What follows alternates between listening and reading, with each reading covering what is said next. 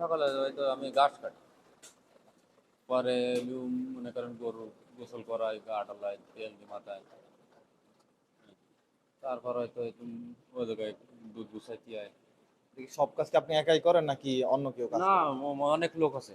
কতজন মানে কর্মী আছে এই খামারে? তা প্রায় 20-40 জন মতন আছে। 20 থেকে 40 জন। তাদের কাজ মূলত কি? ওই দুধ দুধ দেয়, মানে প্রায় লোক সব দুধ দুধ দেয়, কেউ খুলনায় যায় দুধ নি, এইসব কাজ। আর এই খামারে হয়তো 4 জন আছে আমরা কাজে। আপনারা 4 জন আছেন। আপনারা এই খামার থেকে মোট গরু আছে কয়টি এবং প্রত্যেকটি গরু থেকে আপনারা দৈনিক কত লিটার করে দুধ পান? একটা গরুতেই হয়তো 15-16 লিটার 20 লিটার মতন দুধ আসে। কয়টি গরু আছে? বড় গরু আছে 35টা। 35। ছোট ধরো বাছুর আছে এরকম 15-16টা মতন। প্রধান খাবার কি?